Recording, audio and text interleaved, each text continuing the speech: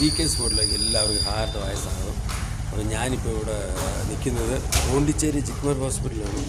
ഇവിടെ ഞാൻ ചെറിയ ഒരു ആക്സിഡൻറ്റ് പറ്റി.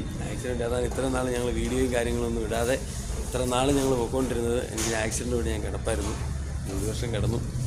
അപ്പം അതിൻ്റെ ചെറിയൊരു പ്രശ്നങ്ങൾ കൊണ്ട് ഞാനിപ്പോൾ ഇവിടെ പോണ്ടിച്ചേരി, അതായത് നമ്മുടെ അവിടുത്തെ ആശുപത്രിയിലെല്ലാം പോയിട്ട് അവരൊക്കെ ഡേഞ്ചർ പറഞ്ഞത്. അപ്പോൾ ഞാൻ പോണ്ടിച്ചേരി വന്ന് കാണിച്ചപ്പോഴത്തേക്ക് അവർ നിസ്സാര ഇതായിട്ടാണ് പറയുന്നത്, കുഴപ്പമൊന്നുമില്ല.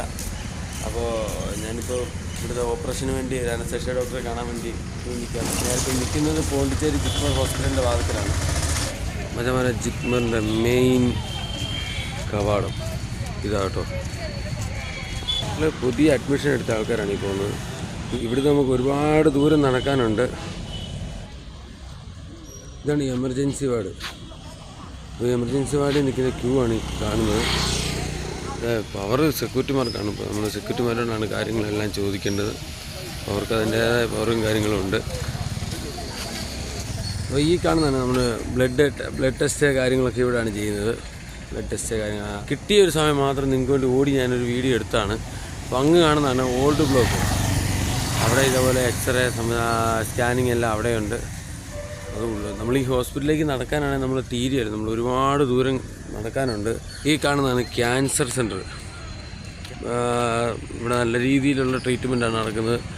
നമ്മൾ ആദ്യം വന്ന് നമ്മുടെ അവിടുത്തെ കാണിക്കുന്ന പോലെ സ്പീഡപ്പായിട്ടെല്ലാം ഇപ്പോൾ തന്നെ ഓപ്പറേഷൻ ചെയ്യുന്ന അങ്ങനെയുള്ള സംവിധാനമൊന്നുമില്ല. ഇവർ കാര്യങ്ങളെല്ലാം മനസ്സിലാക്കിയതിന് ശേഷം മാത്രം. അതുതന്നെ ഇതാണ് സൂപ്പർ സ്പെഷ്യാലിറ്റി ബ്ലോക്ക്. ഇതാണ്. ഇപ്പോൾ ഞാൻ ഇന്നലെയൊക്കെ ഇതിനകത്തായിരുന്നു. ഇവിടുന്ന് ഇപ്പോൾ അടുത്ത ഘട്ടത്തിലേക്ക് എനിക്ക് തന്നേക്കുവാണ്.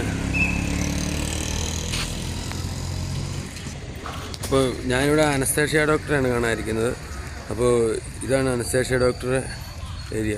അപ്പോൾ ഒരുപാട് നാളുകൂടിയാണ് ഞാൻ വീഡിയോ ഇടുന്നത്. എനിക്ക് മെമ്പറല്ലേ ഇവിടുത്തെ ഒരു ചെറിയൊരു സാഹചര്യം നിങ്ങളൊന്ന് കാണിക്കുക എന്ന് മാത്രമേ ഉള്ളൂ.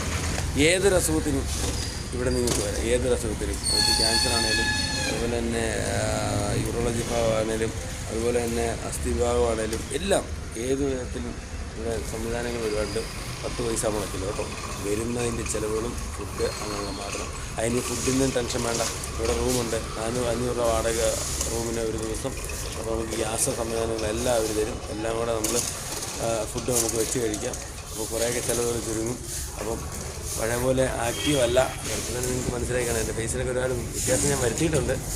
കാരണം അമ്മാതിരി അവസ്ഥയിലായിരുന്നു. അതുകൊണ്ട് എല്ലാവരും നമ്മൾ വേണ്ട രീതിയിൽ സപ്പോർട്ട് ചെയ്യുക, സബ്സ്ക്രൈബ് ചെയ്യുക, ഷെയർ ചെയ്ത്, ലൈക്ക് ചെയ്ത്, ബട്ടണൊക്കെ അമർത്തി നമ്മളൊന്ന് സപ്പോർട്ട് ചെയ്യുക.